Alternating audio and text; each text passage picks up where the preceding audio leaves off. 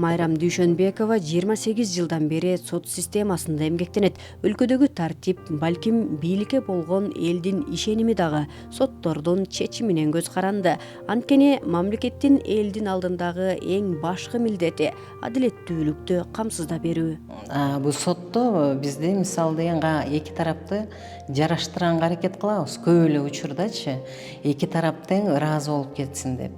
Бирок андай учурлар аз болот, бирок андай учурлар аз. Көпчүлүк учурда бир тарабы сөзсүз эле жеңилип кетет. Көбүнчөсү мисалы жанагындай сатуу алуу келишимдерди жокко чыгаруу боюнча келишет. Анан мыйзам талаптарын өздөрү бир тарабы аткарбайт. Анан жеңилип калган тарап эле соттор мыйзамсыз чечим чыгарды. Анан соттор коррупционерлер дегендей сөздөрдү айтышат да.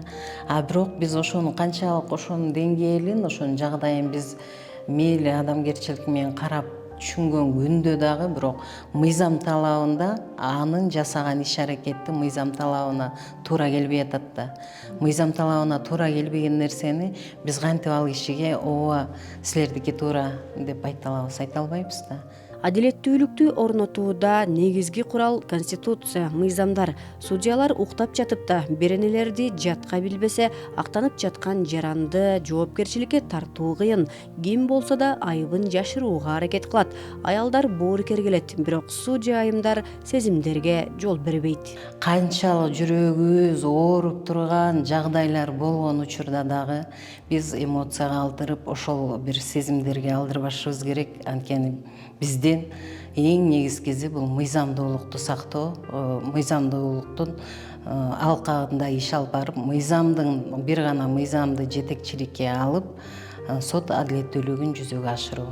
Андыктан андай учурда биз эч нерсе кыла албайбыз. Мыйзам кээде ооба катаал болуп калат. Бирок бул катаал болгону менен мыйзам ал баардыгыбызга жалпы мамлекетибиздеги кичинеден чоңго кызматтын деңгээлине карабай баардыгыбыз үчүн милдеттүү. Кантсе дагы аял затыбыз да жанагындай учурларда ооба сыртка чыккандан кийин жүрөгүң ооруйт. Бирок үйгө барганда жумуштагы нерсе жумушта калат. Биз мисалы бул жерде өзүбүз судьялык адилеттүүлүктү жүзөгө ашырып ошо кызматтагыбыз дагы бир маанайыбыз менен үйгө бара албайбыз. Себеби деген үйдө биз бул жерде өзүбүздүн кызматтык милдеттерибизди аткарсак, ал эми үйдө биз эне, жубай ошол милдеттерибизди унутпашыбыз керек. Үйдө балдарыбызга мээримибизди төгүп, жубайыбызды сыйлап, аял затына тийиштүү кулк мүнөздөр менен өзүбүздүн ошол милдеттерибизди аткарабыз. Сот болгон айым жумушта канчалык сүрдүү болбосун, үйгө барганда кадимки аялдардай эле үй тиричилигин жүргүзүп, балдарына мээримдүү эне, жолдошуна эркелеген жубай. Бардык эле кесипте, бардык эле жумушта мен ойлоймун өзүнүн бир кыйынчылыктары бар. Бардык эле жерде тириги тегиз сонун бул жер жеңил жумуш же бул кесип жеңил, тигил кесип оор деген нерсени мен бөлүп айта албайм. Ар бир кесиптин өзүнүн кыйынчылыгы бар.